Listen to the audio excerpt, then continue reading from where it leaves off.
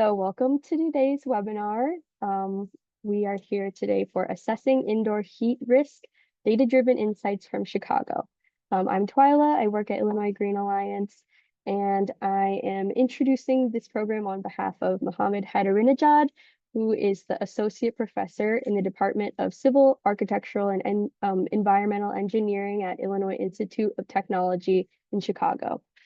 Today's program was produced by the Illinois Green Alliance Programs Committee, a volunteer group that leads the selection, development, and implementation of Illinois Green's education events. The team that organized today's event included Mohammed, Ben Bartel, and Liz Corrigan. So thank you to all those team members for their hard work. Everyone's been muted upon entry, and we'll have a Q&A session at the end of our program, so feel free to type your questions into the Q&A button at the bottom of your screen, and we'll get them answered at the end.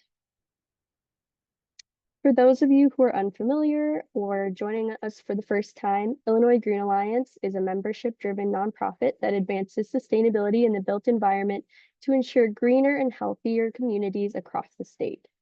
Our 2050 vision is to make net zero buildings feasible, affordable, and so commonplace that every building in the state is net zero by 2050.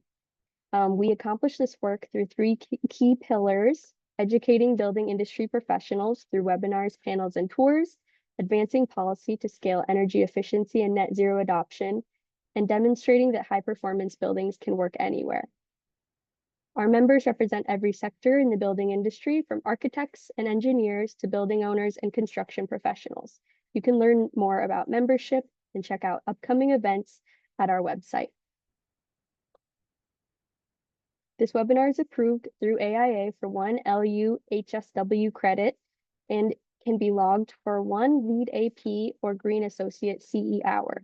Certificates of completion for both AIA members and non-AIA members are available upon request. To request AIA CE credit or a personalized certificate of completion for architecture license CE reporting purposes, follow the QR code on your screen and complete the linked form. I'll also link that form in the chat in a minute, and again at the end of the session. And for those interested in self-reporting CE hours for your LEED AP or LEED Green Associate credentials, we'll be sharing a self-reporting instruction and a fillable certificate of completion in our follow-up email to all attendees next week. So here are today's learning objectives. And I want to quickly thank Illinois Green's sustaining sponsors who make all of our work possible. A special thank you to our gold level sponsors, ComEd, USGBC, and Sloan.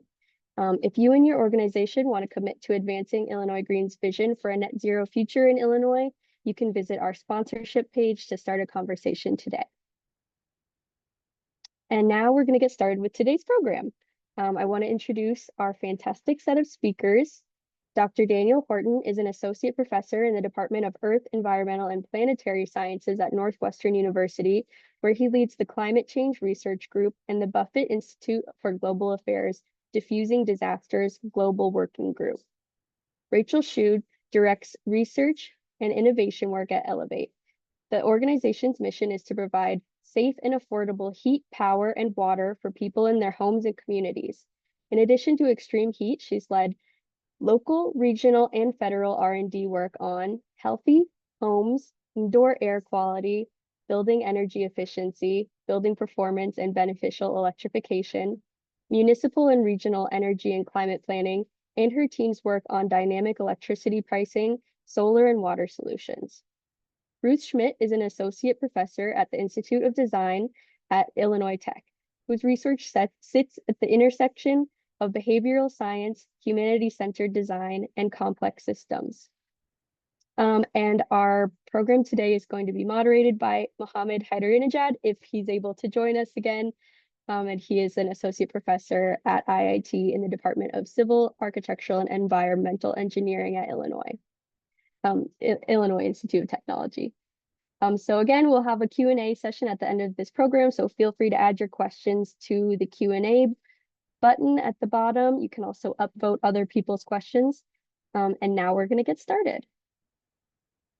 So I think we're going to start with a poll, which hopefully I can do while I share screen here. Give me 1 minute, everybody. We have a few poll questions that I'm going to launch, and I think they're giving you all of these at once, hopefully. The questions are, where are you based? Do you have central cooling in your home? Did you experience warmer than usual temperatures during summer 2025? And if you'd like to share anything else with us about heat waves, cooling strategies, your feelings about these things, please feel free to do so.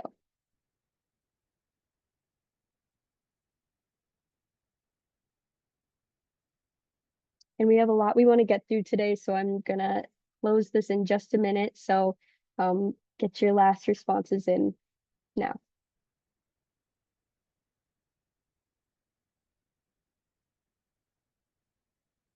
All right, I'm gonna end the poll now, and we will check those results out while our speakers get started.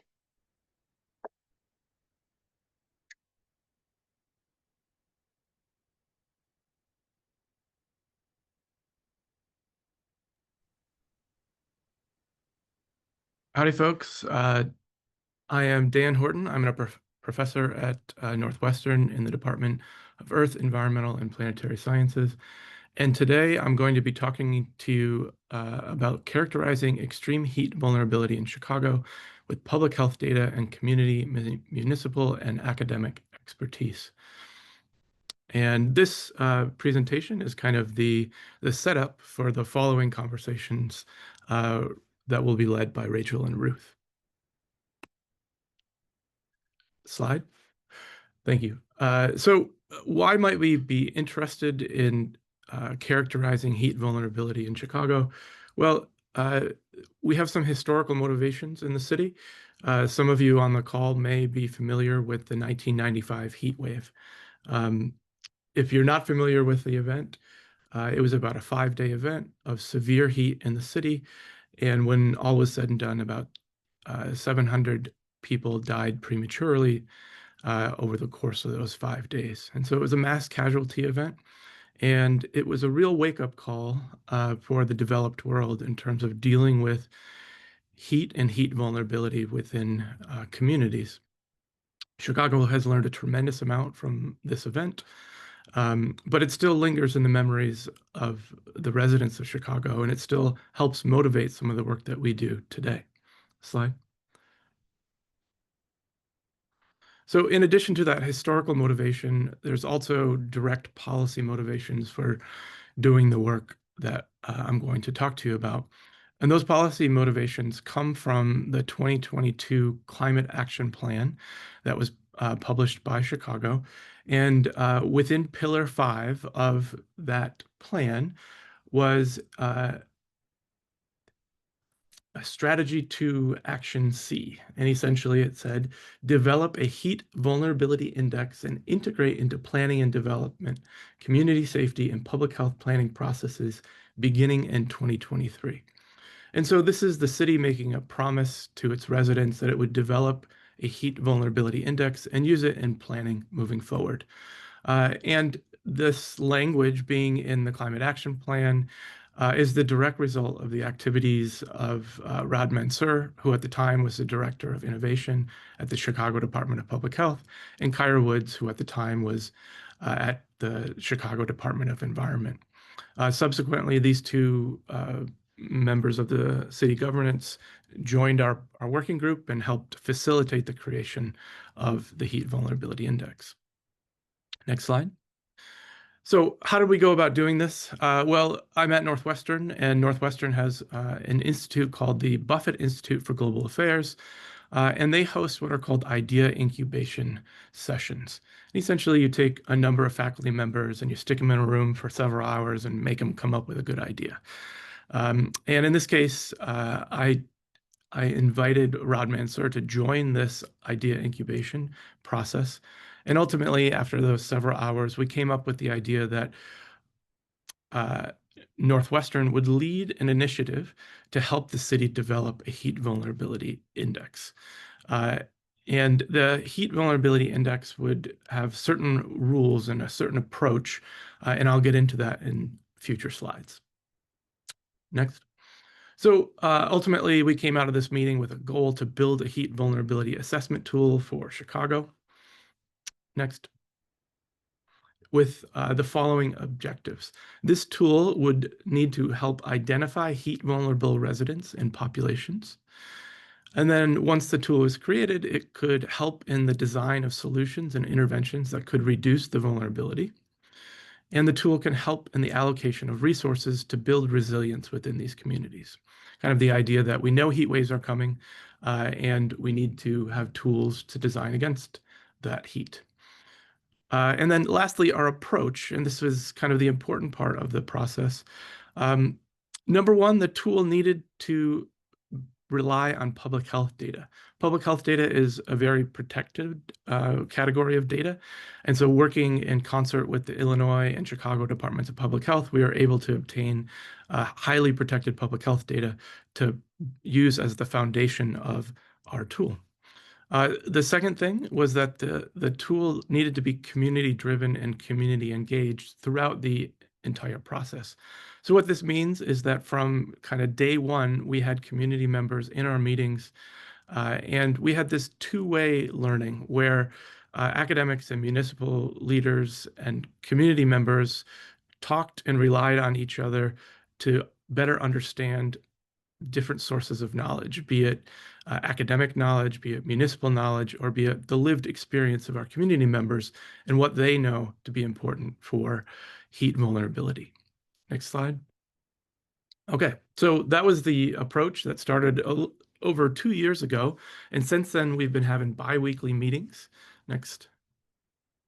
And over the course of that time, we've had about 50 highly engaged community members, municipal partners, and academics attending these meetings.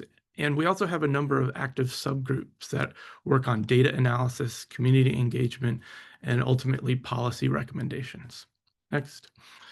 So through all of this, we've had about 3,000 community members participate. And that participation can look at like a number of different things. It can be tours, it can be participating in surveys, attending meetings, so on and so forth. Next. And I'm very happy to say that the heat vulnerability tool version 1.0, and this version 1.0 piece is very important, was officially released on the 14th of July of 2025, so just a little over a month ago. And it was released at an event hosted by the mayor that was in collaboration with a commemoration of the 1995 heat wave victims. And you'll notice that the event occurred on the 14th of July, 2025. That was the 30-year anniversary of the 1995 heat wave. And so we're quite proud that we were able to provide this tool to the city at this event. And so now I'll go into a little bit of the background on how we generated the tool. Next slide.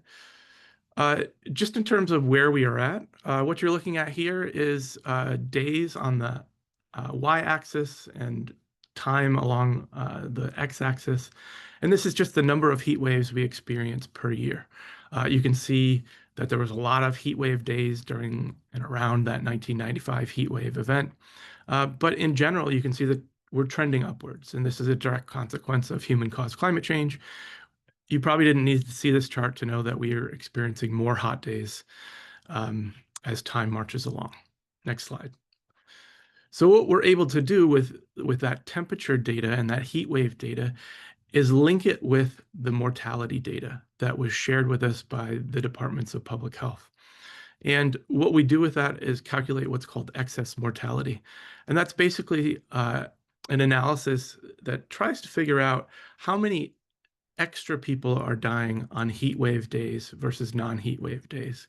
And so we've mapped that out at different community areas over different time periods across the city of Chicago. The plot all the way to your left includes the 1995 heat wave, and that's a real outlier for the city of Chicago. We haven't had an event like that, and we hadn't had an event like that before 1995 nor afterwards. And what you'll notice is that over time, we actually see some improvement. We see less excess mortality over time. But we still see high rates of excess mortality on the south and west side. And that pattern will reemerge as we move into examining the heat vulnerability index. And so now our job is to determine where the vulnerability to high heat is coming from. And so there's different elements or different variables that can inform that. So our question was, what factors will help us identify these people that are the most vulnerable? And so we use an equation that looks like this in picture form. It's a combination of exposure, susceptibility, adaptive capacity that ultimately, when combined, leads to vulnerability. And I'll walk through each of these now. So exposure is simply the intensity of heat and humidity that an individual will experience. And you can think about this as often being driven by the urban heat island and the amount of shade an area has or concrete, that sort of thing. Next, susceptibility is the level to which a person may be impacted by exposure to heat. And it accounts for things like pre-existing conditions that may help or hinder a person dealing with the impacts of being exposed to heat. And lastly, we can talk about adaptive capacity. And this is the ability or resources available to an individual or a group of people to help them cope with the exposure to heat.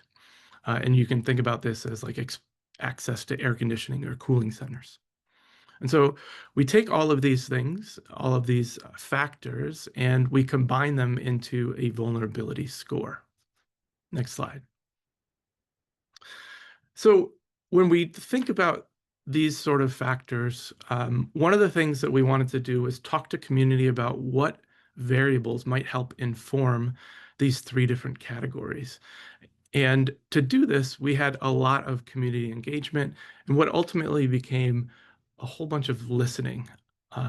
We did community meetings. We had a large kickoff meeting, and then we had a number of trainings where we talked and we listened and we talked and we listened and tried to understand what was important to the community and tried to educate the community on where we were headed in the creation of a heat vulnerability index.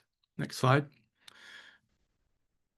This often looked like community tours where members of our group would go out to individual community areas and take tours and see what motivated the individual community members in different parts of the city. Next slide. And ultimately, we actually started doing community data gathering with our community members through NOAA's Heat Watch, which was a NOAA-sponsored event where we had over 500 volunteers, and they showed up at different locations across the city, and they drove around with thermometers measuring the urban heat island of Chicago for a single day. And we were able to create a really precise urban heat island map using the data that the community members collected for us. Next slide. So throughout this listening process and engaging with the community, we were able to identify a whole host of variables that we thought might be important to predicting heat vulnerability in the city. And so you can see here that they fall under categories like we discussed before, such as susceptibility, exposure, and adaptive capacity. And you can think about these variables as things like socioeconomic status, education and employment, land use in an area, the age of different populations, access to healthcare, safety and accessibility, cooling ability and potential, and then local environment and pollution. And so these are the various categories of variables. Ultimately, we found 47 different variables that the community recommended. And then we went through a process called variable selection. And next slide. The variable selection is what allows us to winnow down those 47 variables and ultimately be able to create a heat vulnerability index. But just to give you a sense of what these variables might look like, these are maps that you may be able to, maybe you think they're intuitive, maybe not, but on the left-hand side, you're looking at tree canopy. And so this is the existence of trees in different community areas across the city. Red areas are areas that have more trees. Green areas are areas with fewer trees. We can do something similar with air pollution. In this case, we're looking at nitrogen dioxide pollution. And what you'll notice is that there's more nitrogen dioxide pollution on the west side of the city than on other parts of the city. And lastly, we can look at the distribution of air conditioning across the city. And you can see here that there's pockets of less AC access on both the south and west sides of the city. Next slide. And so ultimately, through a process called dimension reduction and variable selection using tools, statistical tools like principal component analysis, if you're familiar, we identify 9 primary vulnerability factors that will go into our heat vulnerability index. Those factors are household income, less than $100,000, tree canopy cover within community areas, air conditioning access, education level, air pollution, urbanization, or the level of built-upness of a community area, and then violent crime count within community areas. We then combine all of these 9 variables, and it results in the heat vulnerability index that you're seeing here on this page that we call Heat Vulnerability Index version 1.0. What you'll notice in this map is that the highest heat vulnerability is on the south and west side, but you'll also notice that there is no community area that does not have heat vulnerability. Everyone in Chicago is vulnerable to extreme heat. It's just that some are relatively more vulnerable than others. Next slide. So this tool will ultimately be hosted on a public website. And this slide is just a demonstration of how individuals or people in the government might be able to use the tool moving forward. And so in this case, we zero in on the neighborhood or the community area of Englewood. And Englewood's heat vulnerability index score was 13. And what we can do is look at the individual vulnerability factors that contributed to this heat vulnerability. And what we notice is that the top 2 are income and AC access. And so one hypothetical use of a tool like this would be to design policies or interventions for the Englewood neighborhood that are focused around things like income or AC access. Next slide. We can also do something very similar in a place like South Lawndale. And in this case, the 2 things that rise to the top are air pollution and education level. And so again, we could design policies around these factors. Next slide. So this tool that we've created and put out for public consumption has been supported by both the Department of Environment and the Chicago Department of Public Health. And when we went to the director of the Department of Environment, Commissioner Tovar, she mentioned that one of the things that we would really like to do, in addition to point out where people might be vulnerable to heat, is to engage with solutions. And so what we did was spin up a working group that's dedicated to working on heat resilience policy recommendations that we can give to the city. And so part of that is the generation of a survey. And this survey, if you're a Chicago resident, I highly encourage you to participate. If you haven't already, you can access it through this QR code. I will post them in the chat afterwards if you don't get it here. But essentially, if you go to the QR code, you'll be given 30 different policy options, and you can rank them in terms of what you think is the most important or the most feasible for Chicago to adopt. And ultimately, these recommendations will be brought to city governance for potential adoption by the city. Next slide. And as of not too long ago, the top 7 recommendations that we're bringing forth to the city, and these are not final, these will become final. The survey closes on the 1st of September. But the top 7 are green space prioritization, outdoor worker heat protections, transit hydration and cooling stations, unhoused cooling research, the creation of resiliency hubs, indoor worker heat protections, and last, cooling in residential buildings. And so these might change as more people take the survey. At this stage, we've had about 1,000 people engage with the survey, but we're looking to boost those numbers as we move forward. And last slide. And so this quick overview of the work we've done over the past 2+ years. At this stage, we have now released the Heat Vulnerability Tool version 1.0. And I put version 1.0 in quotes here because there's some important caveats to the work that we've done. In number one is that the data sets that we have access to are not perfect. They're not perfect in terms of their temporal coverage, they're not perfect in terms of their accuracy, and we're always looking for better data to improve the tool. One key thing to bear in mind is that we don't have all the data that we want. We know that there's a lot of bad things that happen to a person when it's hot out that don't result in premature mortality. And so we're working with EMS data calls right now to look at other bad things that could happen, that we could create a different heat vulnerability index just based on EMS call data. Another piece of the puzzle that's germane to the rest of the presentation today is the idea that everything that I've shown you for heat vulnerability index version 1.0 is for outdoor heat exposure. And so something that we are missing from this tool is information about indoor heat. And that's what the remainder of today's presentation will be about.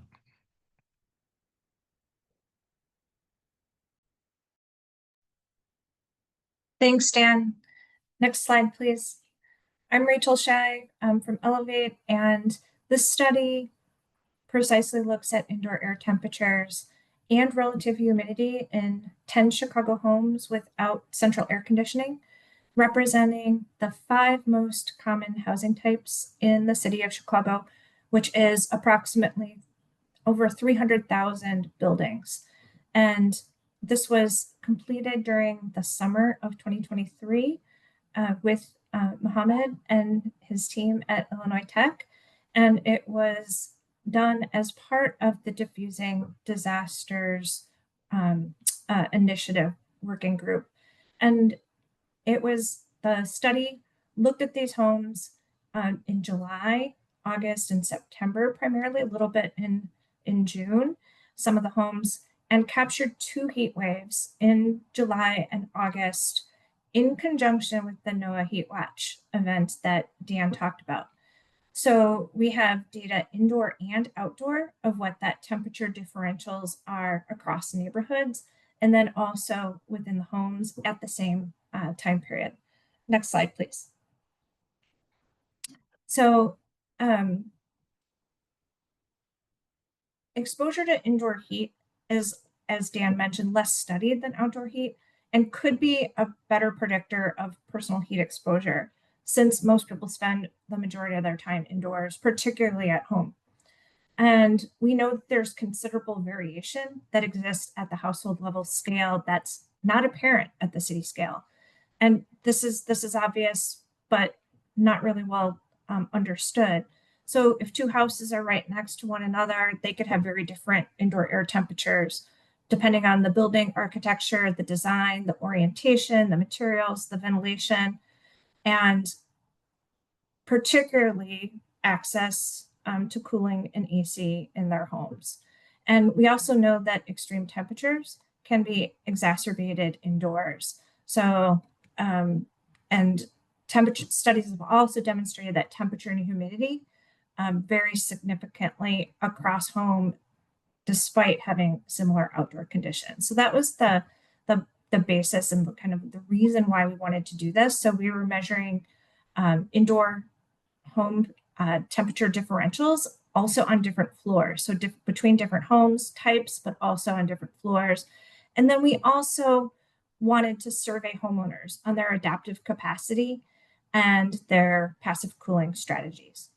Next slide, please. So Dan showed the slide which looked at the heat index, and we also did many different metrics, but we chose to focus on temperature and heat index, the feels like temperature that is most commonly used. And we wanted to recruit 10 homeowners in representative home types, the home types that were on the first slide. And this was a convenient sample. We wanted people that owned and resided in a 1 to 4 unit home. They didn't have air conditioning, central air conditioning or heat pumps, that none of them were particularly vulnerable in their household. And we put these 4 sensors per home. And the survey questions that we gave to them at the end of the study, we really wanted to understand their heat concerns, their perceptions of risk, and the strategies and behaviors they use to mitigate exposure. And then we also asked them some questions about what their thoughts about were having central cooling. Next slide, please. So these are the 10 homes that were included in the study. And if you're from Chicago, you can, I'm sure these home types are very recognizable. This was, again, this was a convenient sample. So we do have buildings across the city, but they're not representative of every neighborhood in the city of Chicago. And full disclosure, I was one of the participants in this project. Next slide. So as Dan mentioned, the Chicago summers are getting hotter. And in 2023, the August heat wave matched the 1995 heat wave, where temperatures rose to 100 and heat index went to 120. And we know that these events are becoming more common, more frequent, and they're occurring earlier and later in the season. And we know that Midwesterners are particularly at risk. They have low central AC prevalence, and that our buildings were designed to hold heat in. They do have a lot of natural ventilation, but because we're not in a in a hot population like Arizona, and we are Midwestern hardy people, we tend to say we can just sweat it out, pun intended. Next slide, please. So I want to give you a snapshot of the results. And what we found was pretty surprising, that all 10 of the homes reached the extreme caution or danger threshold for heat index during the heat wave in August. The max temperature was 108 degrees indoors, and the maximum heat index was 120 degrees. 7 out of those 10 hit the extreme, the danger threshold, which was 103 for heat index, and they stayed that way for between 2 and 23 hours. The lower floors were cooler than the upper floors, but again, when it doesn't cool off at night, that the heat is retained within the homes. So we also looked at, and this is thanks to students at Illinois Tech, we crunched the data a lot of different ways over time. We had these sensors in the homes and we're getting readings every 15 minutes. We found that even when we excluded the heat wave days, most spaces experienced temperatures over 80 degrees during the study. And this was a considerable amount of time. And this is really important. If your house is too hot 34% of the time, we need to start switching our interventions and our thoughts from an emergency response and an acute response to a chronic response. We really need to adapt and mitigate. Most people said that they stayed home during the heat waves, despite very warm indoor temperatures. And I will talk a little bit more about this, but all employed multiple adaptive capacity strategies to keep cool. 15 out of 17 strategies we looked at, and, or excuse me, 17 strategies we asked about, and more than 50% of the participants said they used 15 of them. So they're throwing everything at it. And when we did our survey before the results came out, we asked people if they thought their homes were unsafe. And most said that about 50% said they were. The rest were unsure, although they did note that they really had concerns for their neighbors. And even some said they had concern for their pets. Next slide, please. So I will spend a little bit of time on these graphs. As I said, all 10 homes reached the extreme caution or danger threshold during the heat wave days. And this graph is showing that's the orange is the extreme caution, and the red is the danger level. So on the x-axis, we have the 10 homes and whether they were exterior frame constructed or masonry buildings. Masonry buildings hold the heat in, which is great in winter, not so great in summer. And then the ones and the twos are the first floor and the second floor. We had one home, home 3, that had a finished basement in which they were using as living space. And you see the biggest differential in temperatures from basement to the second floor attic of that bungalow is the biggest differential. But not everyone has the luxury of having a full finished basement that they can go to. And particularly in the city of Chicago, the basements are unfinished and are used for laundry, storage, or during a tornado event where they're asked to retreat to the basement. So the heat index, and then on the top or in the parentheses are the number of hours where the heat index exceeded 103. Next slide, please. So then we looked at what is that minimum heat index? So how cool did it get? And you see that in every home, they barely hit the caution threshold, went below the caution threshold. So you're still seeing 80-degree plus temperatures. And this is when, after several days, the heat did not cool down at night. And that was represented in the temperatures at the time in the homes on all floors on August 24th. Next slide, please. So we see that these exceeded them for many hours. And the biggest differential was like over 17 degrees. Next slide.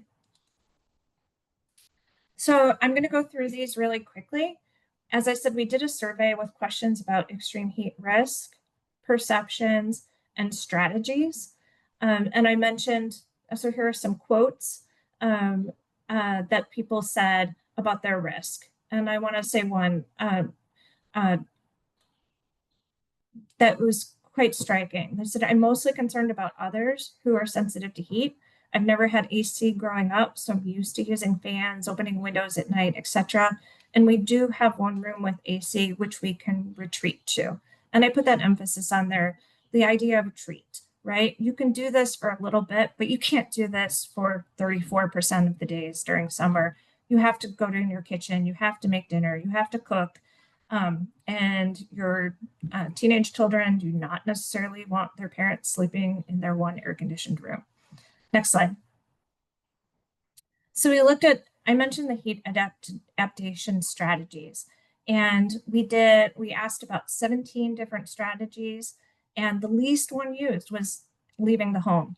I think people will do that in extreme emergency if they feel that everyone is at danger, but if it's in the middle of the night or they need to go to work, they need to go to school, and 15 of the 17 strategies people were using, more than half. Next slide. And people were using their air conditioners and fans, window air conditioners, anywhere but like 19 hours, it's between 16 and 19 hours a day. And they're both mainly used at night to help them cool down. So next slide, please. And so our insights, we're advocating for greater access to safe and affordable cooling in homes. And as Dan mentioned, this could be prioritizing home energy upgrades for those without central cooling and occupants that may be more vulnerable, seniors, infants, those with chronic health conditions, retrofit programs that include heat pumps that are efficient heating and cooling, a better understanding and increased education about the risks. That was definitely something that came through. When we talk about affordability, ComEd is offering a low income discount rate. That would be a great tool. We also are advocating for additional public communications and alerts before and during heat events, and a better understanding of community needs with respect to extreme heat, similar to what some of the Diffusing Disasters group is doing about getting different types of interventions based on community needs, whether it's tree cover in one community, community gardens. Some could be looking for more bus shelters that have cooling benefits as well as community benefits. Next slide. And finally, I would just want to acknowledge everyone who contributed to the study. And Mohammed was in all of the homes, and feel free to jump in, Mohammed, the Defusing Disasters Working Group, and especially grateful for our participants who allowed us into their homes and allowed us to ping them when it got really hot. Thank you. So thank you, Rachel and Dan, for setting up this third part, which is a little bit more about the human behind heat. So what I'm going to talk about here is around an approach that we took. I'm an associate professor at the Institute of Design, so I did this with design students. How do we take a behavioral design approach to extreme heat resilience? Which isn't only about the conditions, but recognizing that humans are in some ways one of the most unpredictable parts of the response to heat activities. So going to the next slide. What we did, this was a partnership, and Rachel was a big part of this, and also a co-collaborator from NREL, looking at this, a sort of interesting challenge that's increasingly the case, not just in Chicago, but worldwide, which Rachel kind of alluded to already, that what used to be kind of these peak moments that we needed to prepare for and then suffer through and then they're done is now increasingly kind of a chronic condition that we're always thinking about, that we always need to be in preparation for. And what's interesting about that from a behavioral angle, which is the space that I tend to think about, is that this continuous state can have real implications on what people do or what they don't do. So when something is acute, we may have sort of an overemphasized response because we know it's something we need to do. When it's just part of the rhythm of daily life, we may actually pay less attention to certain really important cues and clues because now it's just sort of every day. But this can put people at real risk. So if we go to the next slide, from a behavioral angle, and what's this is going to echo some of the things that you've heard Rachel and Dan talk about. So the notion of even something that seems really obvious and really straightforward and very rational, which is that if it's really hot, go to a cooling center if you don't have AC at home, for example.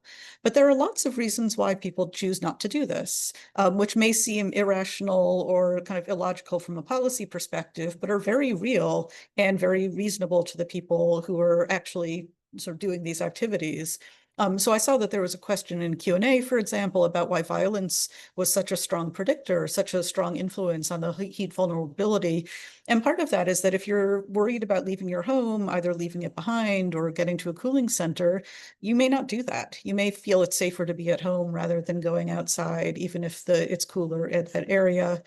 there were lots of uncertainties about how people spend time. Am I going to be able to get to work? Did I bring everything I needed? I may or may not have medication that I forgot to leave at home, and so being somewhere else is dangerous. And then also just simply the lack of privacy, not necessarily feeling comfortable or confident in a larger social environment outside of the privacy of one's own home.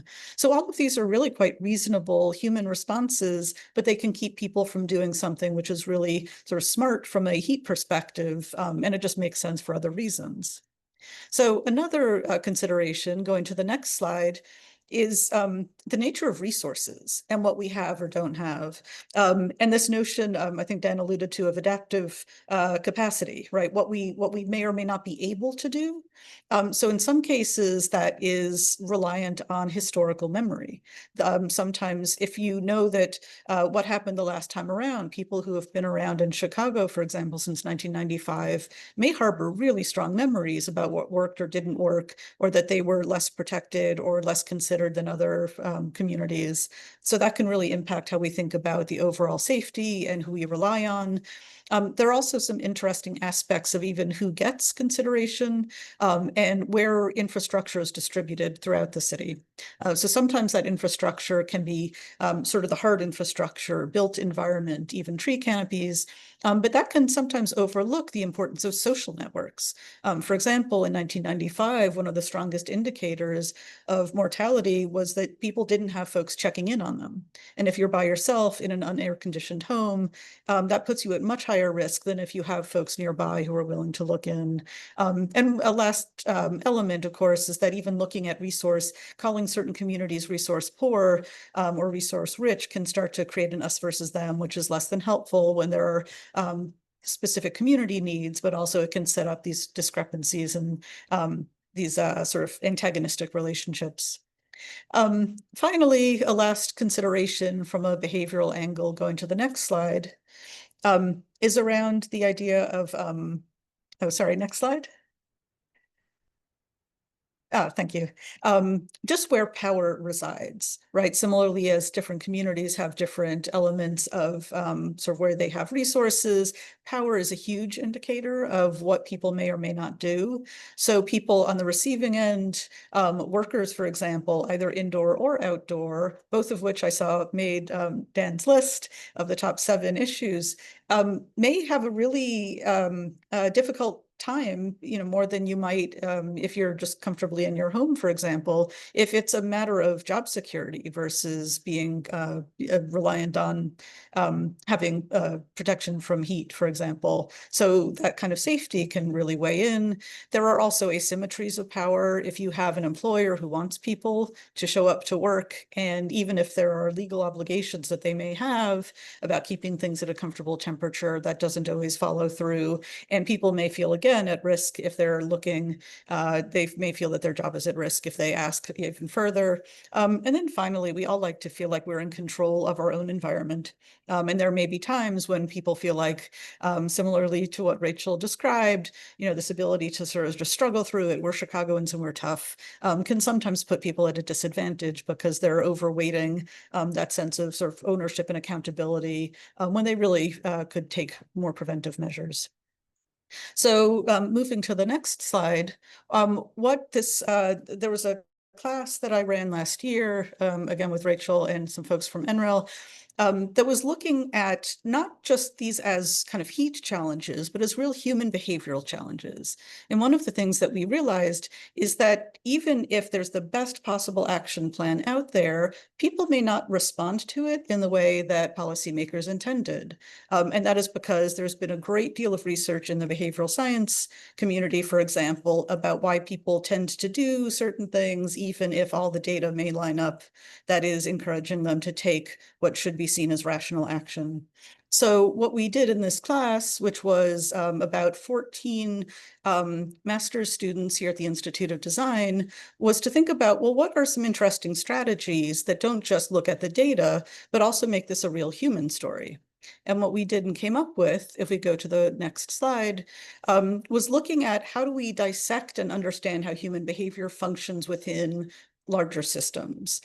So I won't get into the details here, but we used design frameworks and behavioral frameworks that made systems that are sort of the central element in understanding how humans were not just behaving at a human level, but they sometimes were behaving in certain ways because there were certain belief systems, for example, that they operated within. And certainly within the city of Chicago or any given community, there are, of course, infrastructural systems that we are part of.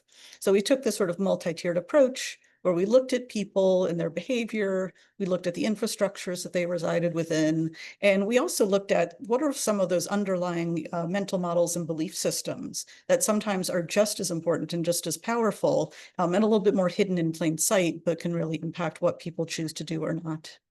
So what we came up with were 3 potential solutions. So going to the next slide. Each of these were intentionally designed as scenario, I'll call them games, but that makes it sound like they were only for play. Really, the intent of a scenario-based activity was that it enabled people who were going through these to experience a certain amount of really uncomfortable but useful uncertainty about how to make certain types of choices. And what may seem, for example, like a really smart and rational way to encourage people to do the right thing under heat conditions could be seen as counterintuitive or may not make sense to the people who are on the receiving end. So just at a very high level, this particular scenario interaction was around looking at different neighborhoods in Chicago, each of which had different needs. So it looked at, for example, Washington Park, which may have very, very different needs than Hyde Park or the University of Chicago is. So this allowed people to play through and to understand why a solution that may work really well in one community would absolutely not work in a different one. If we go to the next slide, the next example, this was about managing chronic conditions. So again, a very specific setting that people may be having to deal with, which both puts them at higher risk when there is extreme heat, but it also means that they're navigating and worrying about trade-offs, which are in some cases very extreme and may lead them to prioritize certain types of health decisions over others. So for example, if you're worried about having medication, but you also know that you need to get a refill, you may go out in unsafe conditions because it's something that you're trying to weigh in a larger kind of setting and trying to understand how those trade-offs may benefit you in certain ways and deficit in another.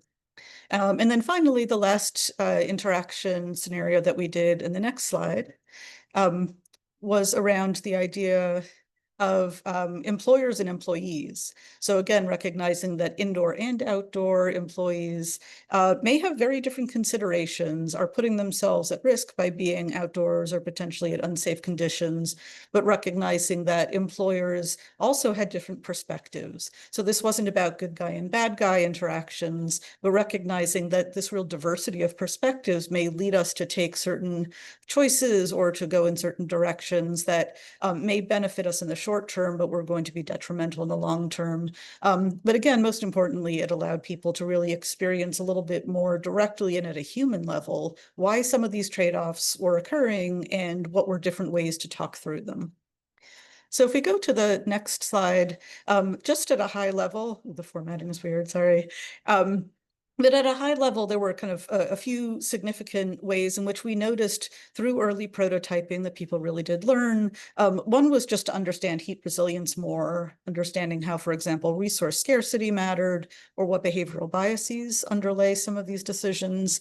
The understanding of heat system dynamics was also really impactful, so that it wasn't just about people behaving in ways that were smart or not smart, but recognizing that there were often ripple effects and the way in which systems of people, of communities had a huge impact. And then finally, the idea of not just responding to things, but recognizing how relationships, building proactive approaches, setting up expectations far in advance of an actual event was a much stronger way of becoming resilient together, that it wasn't just about individuals individually responding. And then finally, on the next slide, recognizing what was really interesting and rewarding was also recognizing that the experience itself of going through these scenarios, lots of reflection time. This wasn't just about winning or losing. In fact, the most important thing that people took away from these experiences was that by understanding what it may be like to walk in somebody's shoes and what were the norms and expectations that may lead people to take a different choice than you might have, but then being able to reflect on that in a sort of risk-free conversational mode was incredibly powerful. And it meant that there were different opportunities for learning than there would have been otherwise. Again, less about coming up with a right or wrong answer, but being able to understand that this is not just about what to do or what not to do, but that human beings are going to be bringing their entire experience and their entire histories into these settings. And whether it's an individual or community, really deeply understanding what was going on there could make an enormous difference in terms of planning well. So I think on the next slide, this is just a thank you. I wanted to make sure the students got their full props because they did a lot of the work here, and also folks from the Elevate and NREL team. So I think that is, yes, that's the end there.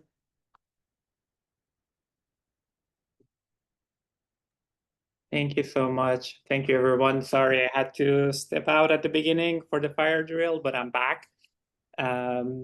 Thank you, everyone, for attending. Thanks, Dan and Rachel, for responding some of the questions. I see there are a few other questions here. One is, please share thoughts on whole house fan, how to remove the dependence on central air units that can make the air hotter around the unit. Anyone want to take it, or I can take this one? I think that's a great idea. One of the things you'll see from the report in the publications, you'll see the slides. There's a report. We looked at different spaces. We categorize them as unconditioned and semi-conditioned. The semi-conditions are the one that most of them, they had ceiling or portable fans. One of the challenges is you want to make sure if you're recommending fans, there's certain limit for the temperature. If the temperature gets closest to the body temperature, then the fans are not effective anymore. So I think that's the critical part. If you have people with underlying health conditions, that number might a little bit change. So definitely fans are effective, but there's a limit for that. I think one of the recommendations here we are trying to provide as part of collecting more data is understanding first what is the indoor temperatures that we experience inside of the homes in Chicago.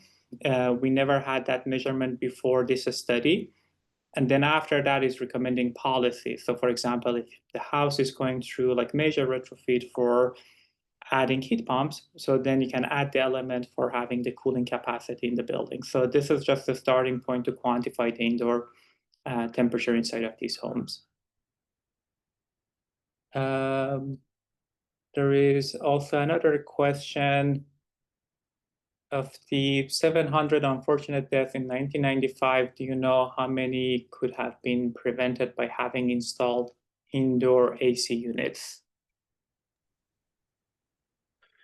Dan? I don't know the answer to that precise question, but the analysis of the 1995 heat event identified some common themes.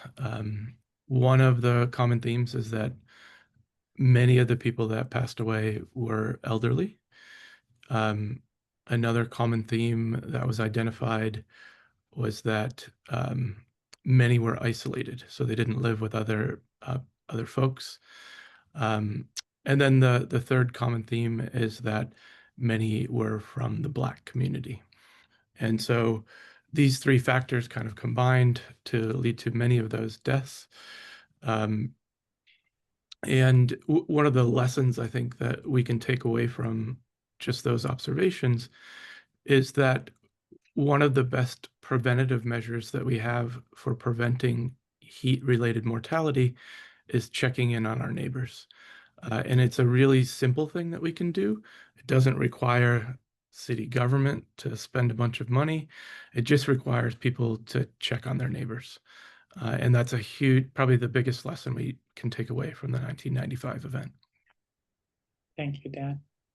There's a question, is there similar work for wildfire particulate containing PM2.5 continent-wide? There are a lot of studies. I think one of the things that is getting more clear in the past, like probably 2 or 3 years, as we see in Chicago, Midwest and East Coast. A lot of the Canadian wildfire came here. So I think there's a new interest here to make sure that we understand the impact of the PM2.5 and wildfire in the kind of the Midwest and East Coast that was not historically being studied. So I think that's basically something that we can definitely focus on in the future. Anybody else want to answer to this question? Okay, the next question is, how do these indoor temperature affect medications? Sometimes they have temperature limits. Anybody knows the answer? Dan? So one of the things that, there's a number of people on our team, and we do have a number of medical doctors on the team, including folks that work at the ERs and various hospitals around Chicago. And one of the things they often raise is that many medications change the way your body behaves when exposed to heat. And so antidepressants is a good example, but there's others as well. And don't take my list of medications as a doctor's opinion. I am a doctor, but not that kind of doctor. But it is something that people need to be aware of.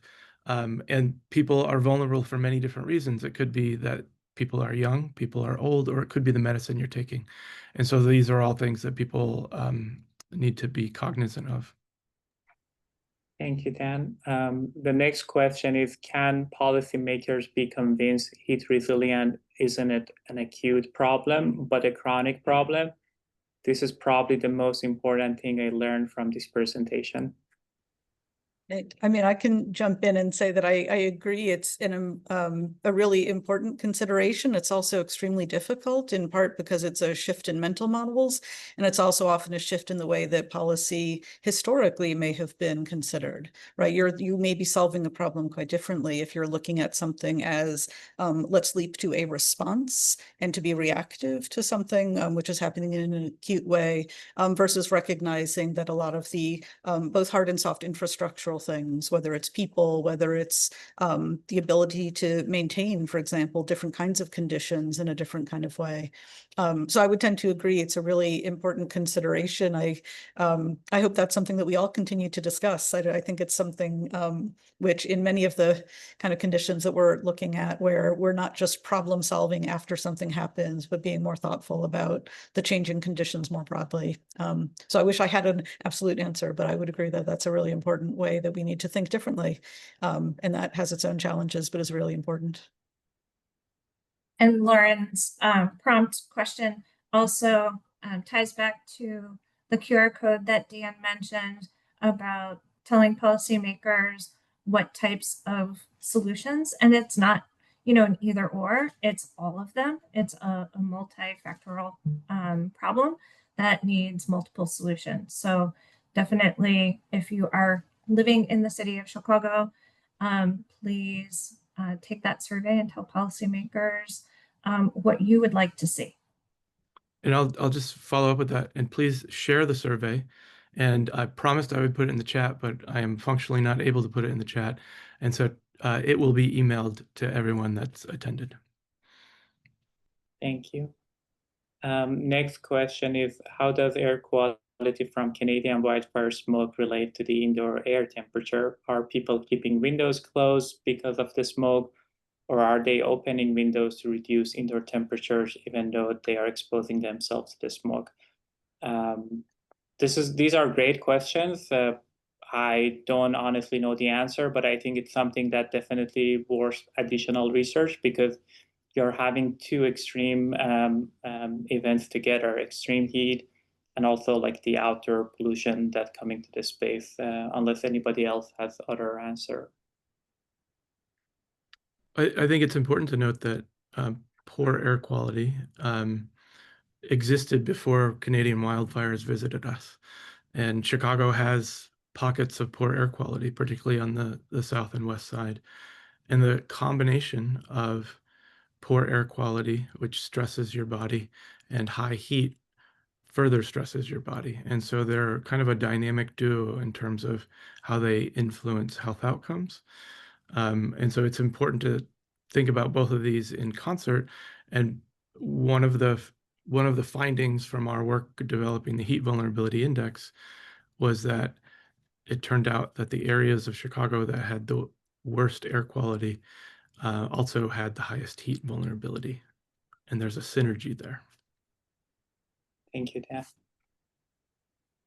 The next question is there an explanation of why so many commercial spaces keep their AC temperature so low? You see the workers wearing sweaters while the neighbors don't even have AC. And I will see Twila also showing up, meaning that we're running out of time. I think the main issue is a lot of the standards for thermal comfort, they were developed in the 70s, 60s, and they were like mostly tested in the environmental chambers with men wearing suits.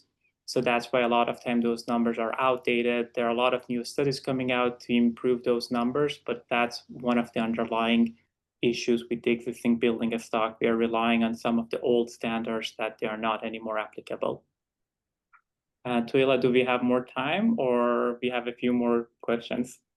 Let's do one more question, and then if we can see if we can have you all answer a few of these off screen and type them out for our viewers afterwards. But let's do one more and then we can wrap up. Sure. So maybe the last question is, please speak about what is or should be done to increase AC ownership for homes. B, is the price of electricity causing folk not to sufficiently use their AC? For example, hospital visits because of underutilized home AC units. Rachel might be a good question for you, maybe. Yeah, definitely. When homes are being upgraded, and City of Chicago and other programs to provide home energy upgrades, having air conditioning in the sense of heat pumps put in that provide efficient heating and cooling is really important. And so definitely incentives and rebates around that are definitely needed. And yes, price is an incredible consideration. And with gas prices are also rising, electricity prices are rising, and there needs to be multiple strategies to keep prices affordable. Solar, we haven't talked about, is a good way. Again, that's another infrastructure piece that can bring the demand down. So we have efficiency, we've got demand reduction. There are other affordability measures like low income discount rates. LIHEAP in Illinois does not have a cooling benefit. So there's multiple ways of approaches, but you're absolutely right. We need to make heating and cooling safe and affordable for everyone. Thank you so much. I want to thank all the speakers. Thanks to Twila also for filling in at the beginning. Also, thanks the attendees. There are a few more questions. We'll definitely take a look and get back to those questions. Anything else, Twila, we want to cover? Nope, that's all. Thank you, speakers, so much. And audience, thank you so much for sticking with us. I will send out a follow-up to you all at the end of this week with the recording of this session and the questions and any resources that our speakers would like me to share. So thank you all again for attending and have a great rest of your day. Thank you so much.